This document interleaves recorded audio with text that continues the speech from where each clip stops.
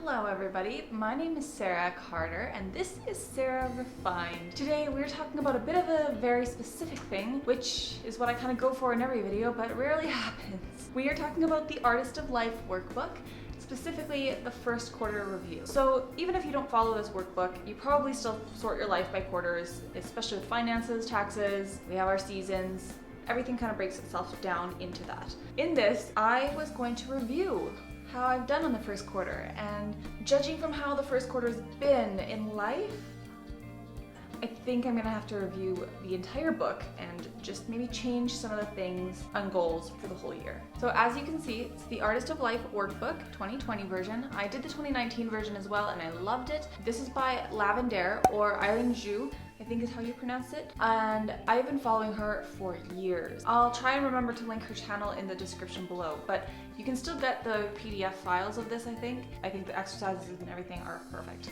I can keep seeing this curl, so I'm just gonna mention my hairstyling today went a little bit awry, and what I had as a cute messy bun with soft tendrils coming down turned into me looking like a soaked Mary Bennett, and she was not happy, and so I've got a few curls in my hair because I overestimated the power of that curling iron. This one specifically is standing out though. Alright, so our goal book. We are starting with the January, February, and March first quarter one theme. Now my theme for quarter one was health and fitness, home, and finances. I really struggled finding a theme here because I wasn't really sure what I wanted this year to be yet, and no way could I have predicted the way it was going to turn out, because even the last month alone, so much stuff has been taken off my goals because it's just not possible to happen anymore. My quarter one goals and projects, I wrote, I'd love to have another $3,000 in my RSPs before taxes are due. I thought I had until April 1st to contribute to taxes, when you actually only have until March 2nd. So that was essentially 2 paychecks of contributions, which I was putting about $500 or $600 every paycheck in. So that didn't quite make that, but that's okay. I wrote, I am creating habits in January to get me through February and workout challenge, and then stay consistent in March, or February's workout challenge. I also wrote we should buy a couch and a chair, which we did in February. Film and edit videos, consistently improving, which I do believe I am doing quite well. And then 100 to 200 subs on YouTube, if not more. That's not quite happened yet, but I have faith it'll happen eventually. I'm enjoying the process regardless of subscribers or not. So thank you so much for being here. And if you're not already subscribed, please do so, because it really does help me out meeting my own goals, and you get a little bit of joyfulness in your inbox every Tuesday. Although right now it's going to be a lot more, because may as well make videos while I'm stuck at home, right? Quarter one mini goals was to finish my bucket list, have fun trips to Winnipeg and New York City, get a facial, do my brows, and get a massage. As you can see, I got the facial and I did get to Winnipeg and got my massage. My brows, I decided, were not a big deal, which I think about that every time I re-edit my videos because I have to stare at them and I wonder, could these be better? Yes. Anyway, for my savings and goals here, I didn't really utilize this whole goal spot. I find it very difficult to come back to this, and I don't know, it just doesn't really make sense to me. So I don't really use it that much unless it's for finances. And with this one, I did use for the savings and RSP. I just had the goals I wanted to be $500 increased every 2 weeks. I reached my February 25th goal 2 weeks earlier, which was lovely, and then I wasn't able to contribute past March 2nd, and now it doesn't really matter at all because basically every cent I put into the market in the last 2 months, it does not show up on my thing. Anyway, buy and hold, buy and hold, buy and hold. Don't worry about it, it's gonna be fine. January goals. I was health focused. I wanted to not eat out, no drinks, except for the 25th, which was, we were skiing with friends, that's right. And then I wanted to film and publish 4 videos, do some reading, change my email list thumbnail, and do consistent workouts, yoga, and stretches. Every single year, I write that I would like to do some yoga, and I would like yoga to become a part of my life.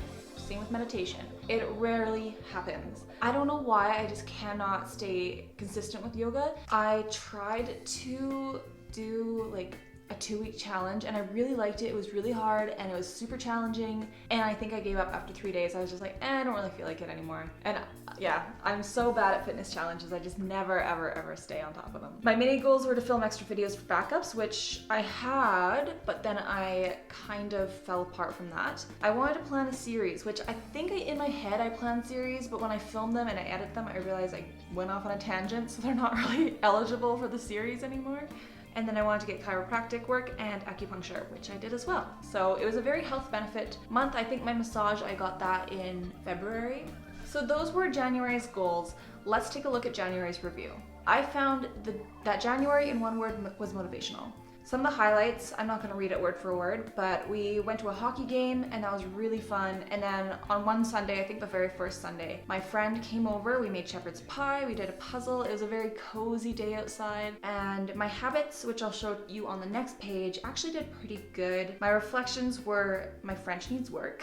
And then I was staying really good with January of no eating out. I had no fast food or like easy food rule. My January tracker, as you can see on the overlay here. February, abundant and prosperous was my goal. I wanted to climb 2 to 3 times a week. I wanted to stay consistent because I was doing Chloe Ting 35-day challenge and I did it up for 2 weeks and then I went to Winnipeg and kind of just never picked it up again. So that wasn't super successful.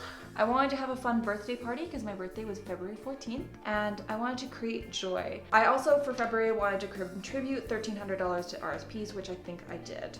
Gua Sha facial once a week, which is like a stone massage tool, and I have loved using it. My high vibe morning and my high vibe night were my notes. I wanted to write like a routine for each, which I haven't done yet because I procrastinate a lot. February review. It was lovely. My birthday was such a high vibe day. We bought first couches. Did you know that when you buy adult couches, they come with throw pillows? I felt adult. When my friends come over, it's not, would you like this one couch or would you like the chair or the floor? I can now say, have a seat in my living room. Still didn't do any French.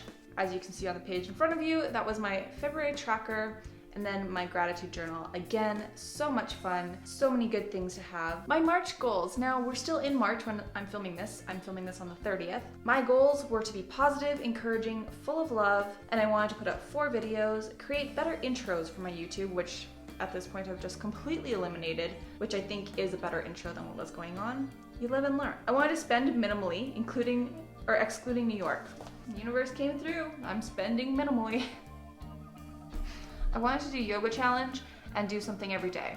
Has that happened? Not at all. So I haven't written my March review yet, and if I have to put March into one word, I would say it's challenging. I think there's another word for it too, like something more uplifting and positive. Having your trips be canceled, canceling a trip 4 days before you're supposed to leave is so hard to do. But then I also hear so many people who actually left for their trips, and I was like, I don't want to be you right now at all, so I'm okay with the decision we made. But it's also been heartbreaking and challenging because the trips even for August and potential trips for September and all these things that we had planned or like were just thoughts even have kind of been eliminated. Like we can't do it anymore, so no bother thinking about it, which is really, really sad. But that's the way it goes. Highlights from this month. March. Okay, my dad came to visit me. My mom and my sisters, 2 of my younger sisters came to visit me. I love being around family, so that was amazing. Oh yeah, I got my facial. I got to see beautiful sunrises. Oh my gosh, the spring sunrises this month have been beautiful. The back alley is like 4x4ing through an old dirt road, but that's okay because it's the sun that's melting everything and creating these ruts and potholes. So I'll just take it. Another highlight is that I got to keep all my library books for an extra 6 weeks so far, possibly longer, because the libraries are closed. And that's great because I didn't really want to take them back and they were overdue by a day. So then they just like automatically renewed everyone's books and that was nice. All right, let's finish up with this. My reflections and how did I do? How can I improve? Now, for my health side of this, I really do think that my vitamins and my workouts were actually pretty decent. I've been trying to stay on top of doing a workout a day, whether it's 10 minutes or 30 minutes. I think I've been doing pretty good at that. My zero spend has obviously been impeccable. That is that. All right, so we have our quarterly review now, and I was just filling it out because I forgot to do that. The first prompt is, let's celebrate the wins I am proud of. And I just wrote a couple things like I'm proud of my consistency with filming and editing videos and uploading. I am very proud of how comfortable I'm getting on camera. Or one thing I'm also really proud about is my happiness during hard times. I think I'm able to find the positive in most situations. And if I do have to complain or whatever, I honor those feelings, I let them happen, but then I try to let it go. I write things out and then it's off my brain and it no longer is affecting me, is how I hope for it anyway. How did I do on my Q1 focus and goals? I just wrote simply, I spent very little, I ate well, I dressed better, and I saved more. I'm happy with how I did. Because I don't know how else to write that. Because a lot of my goals, some were great, some were awful. We just went through that. Lessons learned in the last 3 months. Everything is out of control. Change is the only constant. Humanity is so accustomed to instant gratification that we become undone when things drastically change. Those are what I've learned this month, or the last 3 months. How are my self-care doing? Pretty good. I'm doing my skincare, I'm massaging myself, I am working out, I am cleaning my house and creating good mental health. I think I'm doing fine. What am I most excited about moving forward? That's difficult to answer right now as the future is so uncertain. I suppose I'm excited to see what happens next, and I'm looking forward to spending more time bettering myself while our world heals. That is my review for this. I hope it was a bit more enjoyable than my last review, which we're just gonna keep on popping these things up because it's something I've always wanted to do and I think it could benefit people. Would you like to see a video about me planning my Q2? Because things are definitely gonna change. Like I know my saving goals and probably saving goals are gonna have to drop a little bit, and my self-care goals are gonna go up, and things I can do around the house will go up. So yeah, if you are interested in seeing that video, leave me a comment down below letting me know what it is. And if there's anything else you'd like to see, please leave the comment down below as well. Or reach out to me on Instagram or Pinterest. You can follow me there. Other than that, I think we're done. Thank you for being here with me today. My name is Sarah, and I will see you in the next video.